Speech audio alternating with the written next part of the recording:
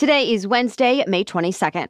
We're talking about a devastating tornado outbreak that ripped through the middle of the U.S. Also, former President Trump made a decision about whether he'll testify in his first criminal trial. And we'll tell you how his trial seems to have impacted his fundraising. Plus, a plan to try to lower gas prices this summer. A new line of food specifically for people on weight loss drugs. And an achievement that hasn't been accomplished since Michael Jordan, just reached by Caitlin Clark. Those stories and even more news to know today, coming up. Welcome to The Newsworthy. All the day's news in around 10 minutes. Fast, fair, fun, and on the go. I'm Erica Mandy. Thanks so much for being here. You ready? Let's do this. Large, powerful tornadoes tore through Iowa, leaving devastation behind. Sadly, several people were killed and many more were hurt. The worst of it was in western Iowa yesterday, but some rural areas across the state were impacted too. Homes were damaged and destroyed, massive wind turbines were shredded, and cars were tossed around neighborhoods. Nearly 200,000 homes and businesses lost power. And the full extent of the damage won't come into view until the sun comes out this morning. The severe weather outbreak is still going through parts of the Midwest as we publish early this morning, though it is starting to weaken. Today, there's a threat of thunderstorms from Texas to New York with more potential for damaging winds, large hail, and tornadoes. But the overall threat is not expected to be quite as bad as yesterday. A flight going from London to Singapore suffered extreme turbulence this week. Dozens of people were hurt, and one person ended up dying. It happened about 10 hours into the Singapore Airlines flight and midway through the meal service. Some people on board say there was a dramatic drop, and the whole aircraft was tilting up and shaking. Passengers and crew were thrown about the cabin. Overhead compartments were smashed open, and items were strewn across the floor.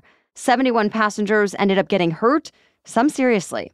It's not clear exactly what happened to the British man who died, but some reports say it was likely a heart attack. The flight did make an emergency landing in Bangkok, where people were either sent to the hospital or redirected to other planes. Aviation experts say such severe turbulence is rare. Even still, they say it is a good idea to keep seatbelts on anytime you're seated on a plane. The humanitarian crisis in Gaza could be getting even worse. This week, the United Nations hit pause on food distribution in the southern city of Rafah, saying there aren't enough supplies and the security situation is deteriorating.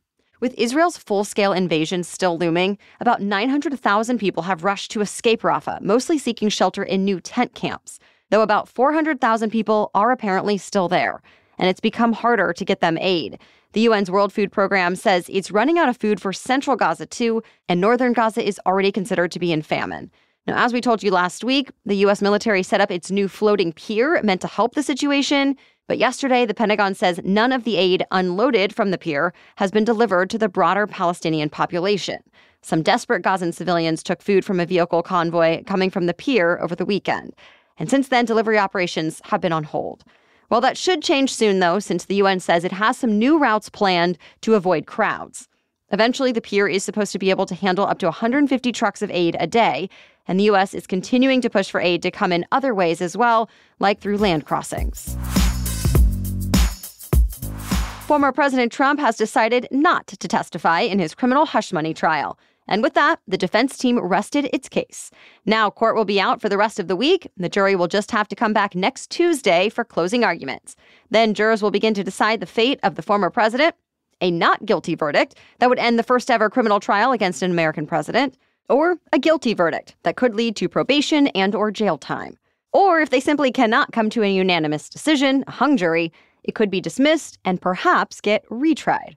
Now, as you know, Trump has said he's innocent. He's charged with 34 counts of falsifying business records to hide a hush money payment to an adult film actress who says she had an affair with the former president. And this is the first of Trump's 4 criminal cases to go to trial, but possibly the only one before the presidential election. What looks like former President Trump's trial has helped his fundraising efforts. When his trial first began, donations really started pouring in. And now his campaign says it brought in more than $76 million in contributions last month.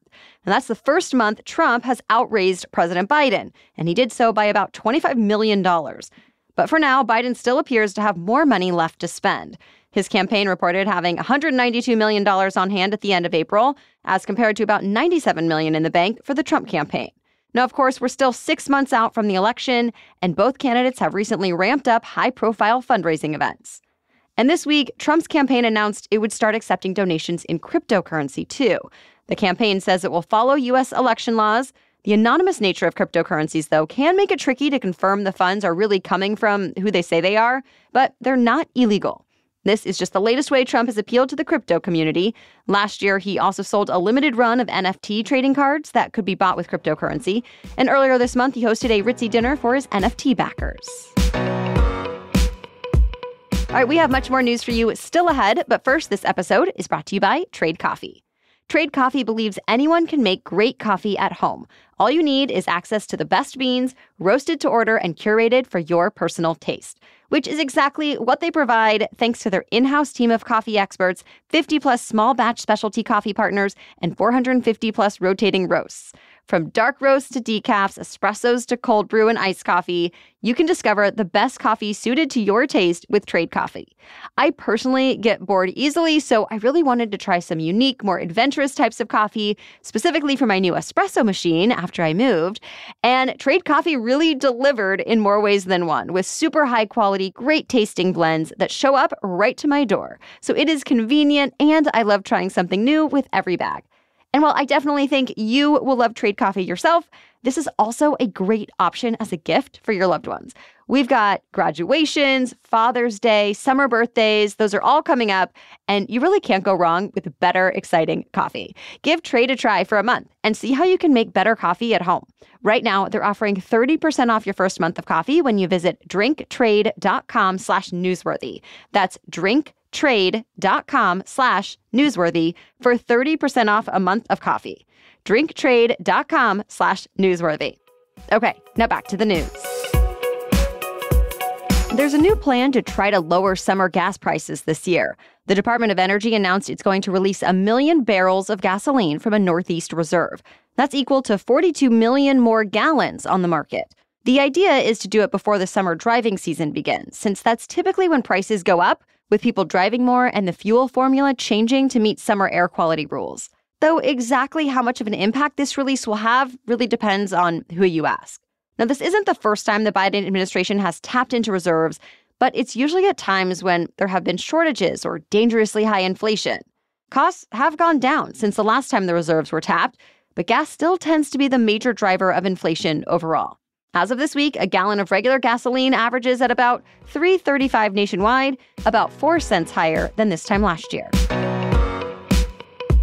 Retailers are starting to slash prices as Americans pay closer attention to their spending. Target is just the latest store announcing some price cuts. It says shoppers will start paying less for basic items like milk, meat, bread, soda, fresh produce, diapers, and pet food. Overall, the big box chain says it's lowering prices on at least 5,000 of the most frequently bought items. It already cut prices on the first 1,500. The rest of the cuts are planned for over the course of the summer. Already, discount chain Aldi announced it was also cutting prices this summer on about 250 items. Fast food chains are trying to attract customers who have been frustrated with inflation as well. McDonald's, for example, plans to introduce a new $5 meal deal next month. Wendy's says it's going to offer a 3-deal breakfast combo starting next week. And even more stores and restaurants may be deciding to follow suit.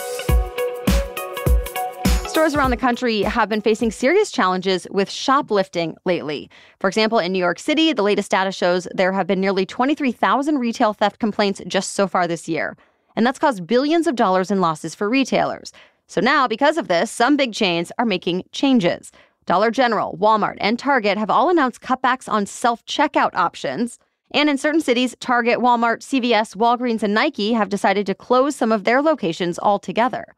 Lawmakers have also started to consider legislation to crack down on the problem.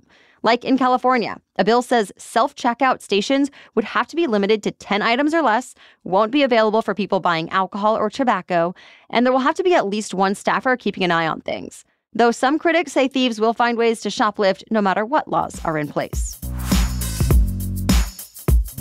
The world's biggest food company is now launching products specifically for people taking Ozempic or similar weight loss drugs. Nestle announced a new line of frozen foods called Vital Pursuit. The brand will apparently include 12 meals high in protein and fiber that are the right portion for the appetite of someone on a weight loss medication, at least according to them. The Vital Pursuit meals should hit stores by fall and are expected to be sold for $5 or less. This adds to the broader discussion over how weight loss drugs could change food sales. Walmart CEO said last year he had already noticed people on medications like Ozempic buying less. But other food industry execs say the whole topic is overblown. Of course, it really depends on how many people will end up taking the drugs once they're no longer in short supply. Morgan Stanley researchers have estimated that over the next 10 years, 9% of the population could be taking weight loss medications. That's about 32 million people who are expected to eat 20% fewer calories than they are right now.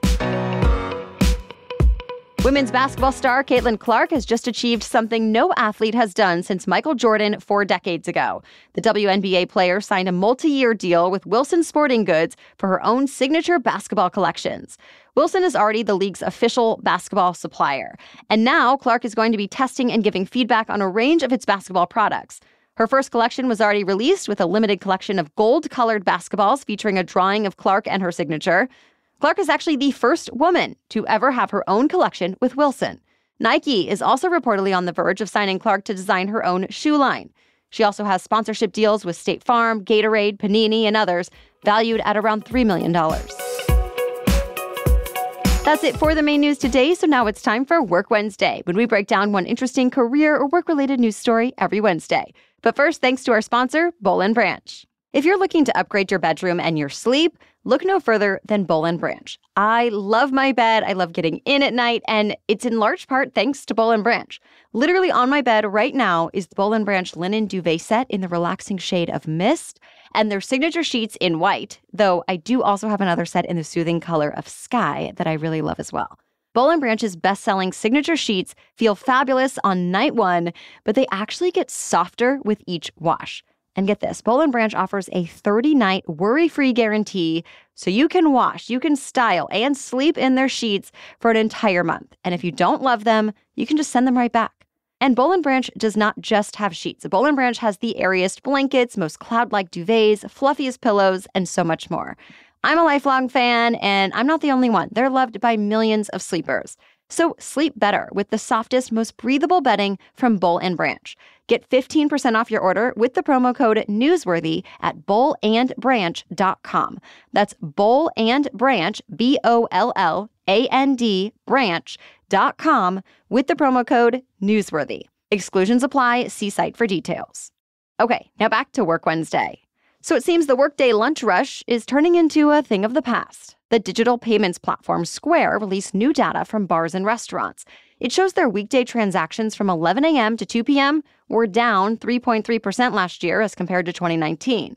But that doesn't mean people aren't going out to eat anymore. They just seem to be saving up for their days off. Square also says card taps jumped more than 4% on the weekends. Now, this backs up what other researchers have found, too, that major cities are seeing foot traffic rebound on evenings and weekends much faster than workdays. So this could be a new post-pandemic normal for Americans. And it makes sense, since a lot more people are working remotely now. But even people in the office seem to be opting for homemade lunches or taking advantage of new employer amenities like free food. Well, thank you so much for joining us today and for sharing the show. We'll catch you up on more news to know tomorrow. Until then, have a great day.